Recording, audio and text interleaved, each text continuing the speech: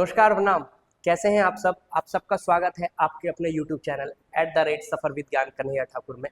तो जैसे कि आपको पता है, मैंने अपने चैनल में बहुत सारे ब्लॉगिंग से रिलेटेड कंटेंट, उसके बाद नॉलेजेबल वीडियोस हो गए, इंक्लूडिंग फिटनेस साइंस हो गया, लाइफस्टाइल हो गए, पॉडकास्ट हो गए, इन सब के बारे में मैं इन्फॉर्मेशन आपको देता रहता हूँ। तो आज इस वाले वीडियो में जो मैं नया टॉपिक लेके आया हूँ वो है cardiac arrest versus heart attack. ये बहुत इंपॉर्टेंट टॉपिक है। तो चलिए स्टार्ट करते हैं, इन दोनों में डिफरेंस क्या होता है। हार्ट अटैक, कार्डियक अरेस्ट, ये दोनों डिफरेंट है, बट इन दोनों को लेकर ना बहुत सारे कॉमन मिथ्स चलते हैं या बहुत सारी बातें होती है। इंस्टाग्राम पे रील्स देखे होंगे आपने, यूट्यूब पे बहुत सारी वीडियोस देखी होंगी इसके ऊपर। लेकिन ये होता क्यों है, इसके लक्षण क्या है, ट्रीटमेंट क्या है, बहुत। तो चलिए, जैसे कि आप मुझे जानते हैं, मेरा नाम कन्हैया ठाकुर है।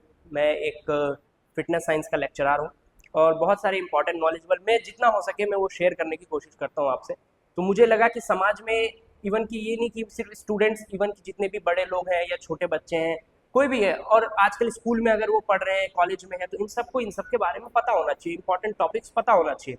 तो वही टॉपिक मैं कवर करूंगा। उम्मीद करूंगा कि ये वीडियो आप आखिरी तक देखेंगे और आपको अच्छा लगेगा।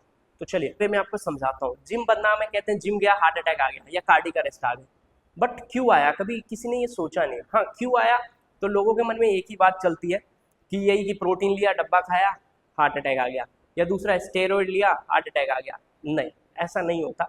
मैं, कहते हैं ना, झूठ से पर्दा उठाऊंगा, आज सच बताता हूँ आपको होता क्यों। क्योंकि अराउंड 5 ईयर प्लस का मेरा फिटनेस साइंस में अभी तक मेरा जर्नी रहा है और मेरे को एक्सपीरियंस है।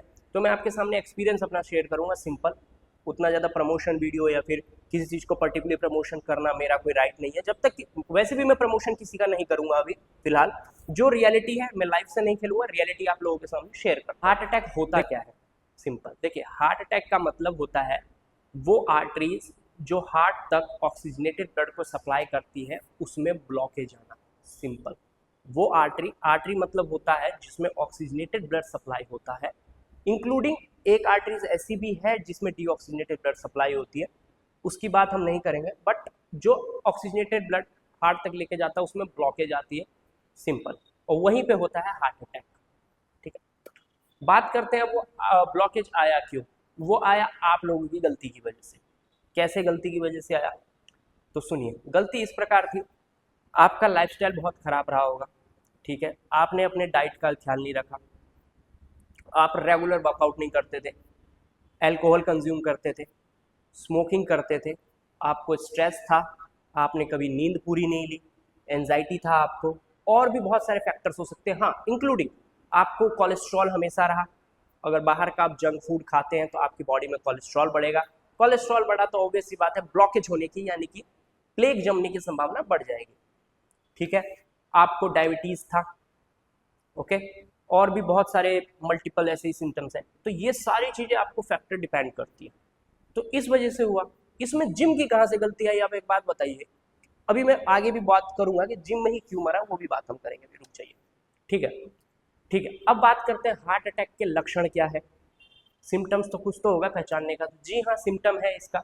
देखिए, पेन होता है जिसे एंजिना पेन कहा जाता है, प्रेशर फील होगा, टाइटनेस होती है बहुत ज़्यादा। और कभी भी अगर हार्ट अटैक आने वाला होगा, ये सिम्टम्स देगा, तो आप ऐसे हाथ रख के इस पर ऐसे हाथ रखेंगे, लेफ्ट साइड में आपका हार्ट होता है, ऐसे दर्द होगा। और ये दर्द पूरा लेफ्ट साइड, इंक्लूडिंग ये आपके शोल्डर पेन, बैक की तरफ पूरा शोल्डर पेन, ये पूरा एब्डोमिनल एरिया में पेन होगा। हो सकता है दांत जबड़े वगैरह में भी आपको पेन हो। तो ये इसके लक्षण है। और अगर ये लक्षण आपको दिखाई दे रहा है, सिंपल, अगर ये लक्षण आपको कहीं पे भी दिख रहा है तो आप तुरंत डॉक्टर से कंसल्ट करिए। अगर आप डॉक्टर से कंसल्ट नहीं करते हैं, वहीं पे इग्नोर करते हैं, क्या इग्नोर करते हैं?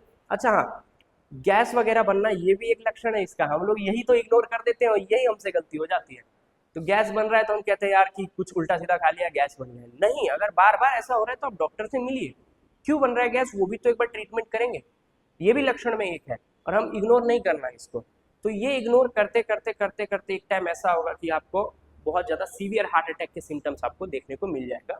इवन हो सकता है कि आप अगर टाइम से डॉक्टर के पास नहीं पहुंचे तो हार्ट फेलियर भी हो सकता है और आपकी डेथ हो सकती है। ठीक है, लक्षण मैंने आपको बता दिया। अच्छा हाँ, पसीना आना, बहुत ज़्यादा प्यास लगना और पसीने बहुत ज़्यादा आने, ये सब रीज़न, अगर ऐसा आ रहा है डॉक्टर से संपर्क करिए आप।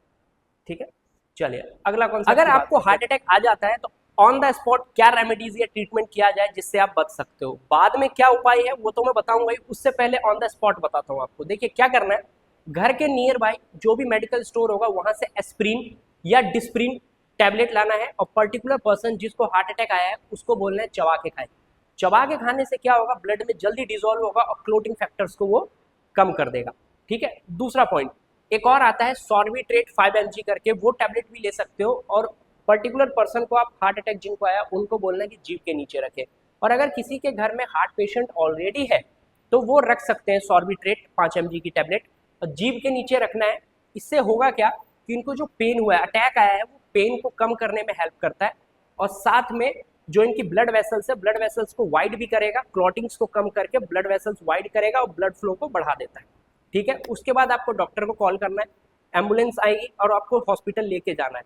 ये नहीं कि वहां पे ठीक हो गए, नहीं, वहां पे जस्ट फॉर क्लोटिंग फैक्टर्स को खोला है उसने, ब्लड को बाईपास किया है, आपको हॉस्पिटल लेके जाना है, वहां पे इनकी एंजियोग्राफी करी जाएगी, यानी कि इसमें पता लगाया जाएगा कि कौन से ब्लड वेसल्स में पर्टिकुलर पॉइंट पे क्लोटिंग्स है, वो क्लॉटिंग का पता लगाया जाएगा। उसके बाद एंजियोप्लास्टी कराया जाएगा। एंजियोप्लास्टिक में पर्टिकुलर वेसल्स में वहां पे स्टंट डाला जाता है, और स्टंट बाईपास करेगी ब्लड को, ताकि अब हार्ट अटैक ना आए उनको, या पर्टिकुलर पॉइंट पे वो उनका कंडीशन ठीक रहे। और उसके बाद फिर मेडिकल कंडीशन है, दवाइयाँ चलेगी, ट्रीटमेंट चलेगा, वो फिर मेडिकल टर्म्स है, उसमें मैं वर्ड यूज नहीं करूंगा, बट ये पॉइंट आपको फॉलो करना है। और उसके बाद मैं बताता हूँ आपको कि ऐसे कौन से उपाय फॉलो करने हैं जिससे कि आपको हार्ट अटैक ना आए। आपको हार्ट अटैक आए ही ना, इसके लिए क्या करें आप, तो सिंपल, आप अपना लाइफस्टाइल अच्छा करिए। ठीक है, टाइम टेबल सोने का अच्छा करिए, आप हेल्दी डाइट पैटर्न फॉलो करिए, बैलेंस डाइट लीजिए, सब कुछ मिक्स करिए बैलेंस डाइट में, इवन कि मैक्रोज एंड माइक्रो दोनों होना चाहिए, protein, carbs, fat, vitamin, mineral सब होना चाहिए। बाहर का जंक फूड अवॉइड करिए। ठीक है, वर्कआउट डेली करिए, एटलीस्ट 1 घंटा ट्रेनिंग, यानी अपनी बॉडी पे 1 घंटा आप पर डे दीजिए। अगर 1 घंटा नहीं दे पा रहे हैं आप सब, तब इट मीन्स आप अपने हेल्थ पे बिल्कुल भी ध्यान नहीं रख रहे हैं। जॉब सब करते हैं, मैं भी करता हूँ, दुनिया करती है, चाहे बिजनेस कर रहे हो चाहे जॉब कर रहे हो आप, बट 1 घंटा आप अपनी बॉडी पे दे सकते हो। ठीक है, ट्रेनिंग करिए, स्ट्रेस कम करने की कोशिश करिए। ठीक है, नींद पूरा लीजिए, नींद जितना कम लेंगे उतना ज़्यादा हार्ट अटैक के सिम्टम्स आपको बढ़ेगा। ठीक है, तो ये सब आपको करना है, एल्कोहल अवॉइड करना है, स्मोकिंग अवॉइड करना है। ओके, तो ये सब कुछ मेरे जो ट्रीटमेंट था ये मैंने आपको बता दिया, हार्ट अटैक क्यों आया, कैसे आया, क्या ट्रीटमेंट थे। चलो, अब दूसरा बात करते हैं हम कार्डिक अरेस्ट के बारे में। कार्डिक अरेस्ट क्या होता है, देखिए cardiac arrest is different from heart attack, heart attack से बिल्कुल ही डिफरेंट है। कैसे डिफरेंट है, देखिए होता क्या है, कार्डिक अरेस्ट में क्या होता है कि हार्ट के जो इलेक्ट्रिकल इम्पल्सिस हैं, यानी कि रिदम है, जो इलेक्ट्रिकल रिदम है वो कॉन्टिन्यूसली नहीं रहती, एबनॉर्मेलिटी के कारण वो कार्डिक अरेस्ट आता है। रिदम जो होता है ना वो टूट जाएगा, अगर उसके कारण आएगा। वो टूटा क्यों, कहीं ना कहीं रीज़न हार्ट अटैक रहा होगा, आपने इग्नोरेंस किया, वो बाद में वो चीज़ हो गया। ठीक है, एरिथेमिया का एक कंडीशन आता है इस पॉइंट पे, बहुत ज़्यादा मैं साइंटिफिकली नहीं जाऊँगा इसमें, तो वो है कार्डिक अरेस्ट। तो चलिए ठीक है, कार्डिक अरेस्ट इंसान पर किसी पर्टिकुलर पर्सन को आ गया, अब क्या करें। अब यहीं पे बात आती है कि पर्टिकुलर पर्सन को जिम में ही कार्डिक अरेस्ट आ गया, वो बेचारा मर गया, जिम में डेथ हो गई उसकी, बदनाम कौन हुआ, तो जिम बदनाम हुआ। तो जिम क्यों बदनाम हुआ, यार उसको पहले से अगर लक्षण था तो उनको नहीं करना चाहिए था।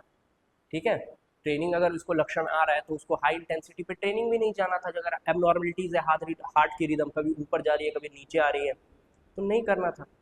ठीक है, अब बहुत सारे ऐसे सेलिब्रिटीज़ के साथ भी हुआ है, तो आजकल को ट्रेनर्स को भी सर्टिफिकेशन करना इसलिए ज़रूरी होता है क्योंकि उनको हम नॉलेज प्रोवाइड करते हैं और उनको बचाया कैसे जा सके। जैसे कि कार्डिक अरेस्ट किसी को आता है ना, तो अब एक CPR एक टेक्निक आता है, कार्डियो पल्मोनरी रिससिटेशन होता है, और AED होती है, ऑटोमेटेड एक्सटर्नल डेफिब्रिलेटर्स होता है। वो 2 टेक्निक यूज़ किया जाता है उसको बचाने के लिए। और CPR देते हैं ताकि क्या होता है कि हार्ट आपका बंद हो चुका है, पंप करना बिल्कुल ही बंद कर देगा, तो ऑक्सीजनेटेड ब्लड बॉडी को सप्लाई नहीं होगा। स्पेशली CPR इसीलिए दिया जाता है ताकि ऑक्सीजनेटेड ब्लड कम से कम ब्रेन तक सप्लाई हो। हम कब तक नहीं मरते, तब तक नहीं मरते जब तक कि हमारा ब्रेन काम करना ना बंद करते, सिंपल। तो CPR एक ऐसी टेक्निक है, हार्ट रिदम को चला के ब्लड को, ऑक्सीजनेटेड ब्लड को ब्रेन तक पहुंचाना है, दैट्स इट। अब इसके लिए भी टेक्निक्स होती है। तो अब पॉइंट आता है कि वो पर्टिकुलर पर्सन, अब जैसे कि अब बहुत सारे सप्लीमेंट्स हैं, जैसे कि प्री वर्कआउट में एक बोलूँगा, किसी कंपनी का नाम नहीं लूँगा मैं, बट एक प्री वर्कआउट क्या है, बहुत ज़्यादा हाई अमाउंट ऑफ कैफीन होता है, बीटा एलानाइन की मात्रा ज़्यादा है, आपने लिया प्री वर्कआउट से पहले, उसको लेके कार्डियो करने चले गए। कार्डियो क्यों कर रहे हो? ऑलरेडी आपका हार्ट रेट, प्री एक्सरसाइज का हार्ट रेट आप मेजर करो, उसके बाद आप जब ट्रेनिंग करने जाओगे तो हार्ट रेट ऑटोमेटिकली बढ़ा हुआ है, ऊपर से आपने कैफीन ले लिया हाई डोज, फिर कार्डियो करने चले गए, तो एबनॉर्मलिटीज के कारण रिदम बढ़ेगा ना, तो हो सकता है कार्डियक अरेस्ट के सिम्टम्स यहाँ भी आ जाए। फिर आप क्या करोगे? इसमें कोई स्टेरॉइड का लेना देना ही नहीं है। अब लोगों ने जिम बदनाम कर दिया कि प्रोटीन लेके हुआ है, प्रोटीन से कब किसको हार्ट अटैक आता है यार? ये कार्डियक अरेस्ट आया नहीं आता। 0.1% वर्ल्ड में कोई होगा, वो भी क्यों होता है? पर्टिकुलर पर्सन, कोई अमेरिका की स्टडी थी आई थिंक, अमेरिका में ही एक पर्टिकुलर बच्चे को हुआ था, बट वो हुआ क्यों? क्योंकि पर्टिकुलर एक अमीनो एसिड की प्रोफाइल थी, उस अमीनो एसिड प्रोफाइल की वजह से उसको कोई एलर्जिक रिएक्शन होगा, दैट्स इट, उसके कारण उसको हुआ। बट इसमें आप लोगों ने पूरे जिम को ही बदनाम कर दिया, तो ऐसा बदनाम करने का कोई लॉजिक नहीं है। हो सकता था वो कार्डियक अरेस्ट उसको ग्राउंड में रनिंग करते हुए आ जाता, तब क्या ग्राउंड बदनाम होता? लेकिन हाईलाइट हम मीडिया में बना देते हैं, क्या बनाते हैं कि जिम में आया हार्ट अटैक, जिम में हो गई डेथ। ऐसा नहीं होता। जिम में कैसे हो गई? उसकी किस्मत खराब थी जो जिम में हो गया। ठीक है, तो आप समझ गए होंगे, ये था कार्डियक अरेस्ट के बारे में। अच्छा, नेक्स्ट पॉइंट एक और मैं डिस्कस कर लूँगा इसी में। डिजीनेस और ब्लैकआउट भी कई बार आप लोगों ने सुना होगा, इन दोनों में क्या डिफरेंस है? देखिए, डिजीनेस चक्कर आना, और जब जिम जाते हो आप लोग तो जिम में भी चक्कर आ सकता है या कहीं भी चक्कर आ सकता है। सिंपल चक्कर आने का मतलब है या तो आप हाइड्रेट नहीं हो, ब्लड में शुगर का लेवल आपका गिर गया, ठीक है, हाइपोग्लाइसेमिया का कंडीशन होता है, ब्लड का लेवल, शुगर का लेवल ब्लड में डाउन हो जाता है। तो इसके लिए क्या करें? आप प्री वर्कआउट मील लेके आइए, प्री वर्कआउट मील लेके आइए, नहीं लेके आ रहे हैं, अच्छा हाँ, अगर वेंटिलेशन का ध्यान नहीं रख रहे हैं जिम में या कहीं ट्रेनिंग करते टाइम, ऑक्सीजन प्रॉपर नहीं पहुंच रहा तो भी हो सकता है, ठीक है, तो ये रीजंस होती है। फिर आता है ब्लैकआउट, बहुत इंपॉर्टेंट होता है ब्लैकआउट, इवन कि आपने इंस्टाग्राम पे रील्स में भी देखा होगा। रील में क्या देखा होगा कि ट्रेनिंग कर रहा है कोई, खासतौर से डेडलिफ्ट मारते हुए आपने देखा होगा, उठा, ब्लैकआउट खाया और नीचे गिर गया। सबसे पहली बात, जब आप ट्रेनिंग करें, स्पेशली हैवी वेट ट्रेनिंग करें, चाहे वो डेडलिफ्ट करे, वेट स्क्वाट्स करे, कुछ भी करे, तो आसपास अपने पास ट्रेनर को, सपोर्टर को जरूर रखिए, और आसपास जितने भी सामान है उसको खाली रखिए। उसके बाद क्या करना है आपको? देखिए, यहाँ पे दो कॉन्सेप्ट आता है, ब्लैकआउट क्यों हुआ, आप अगर उसको ध्यान रखोगे तो कभी ब्लैकआउट नहीं आएगा आपको।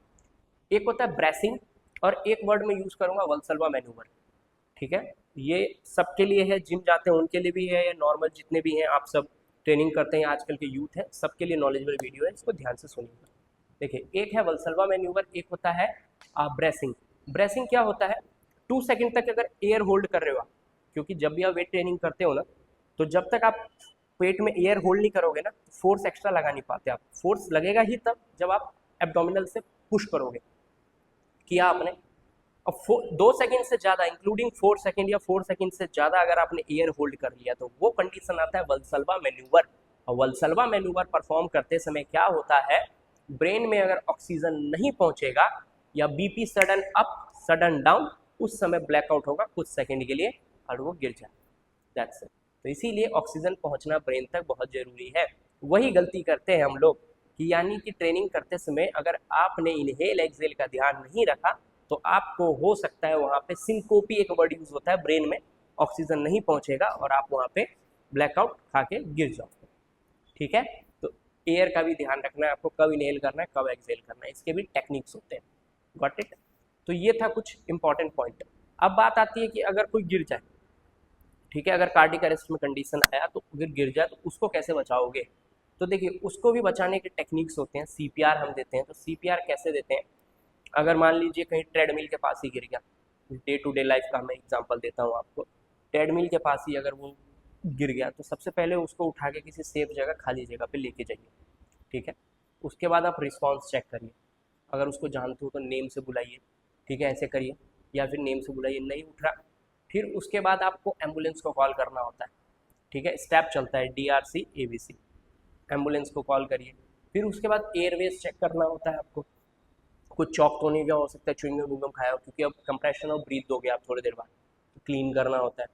कंप्रेशन देने के बाद DRCA, एयरवेज चेक करने के बाद आपको ब्रीथ देना होता है, सांस चेक करना है, पहले ब्रीथ चेक करना है। कैसे चेक करोगे?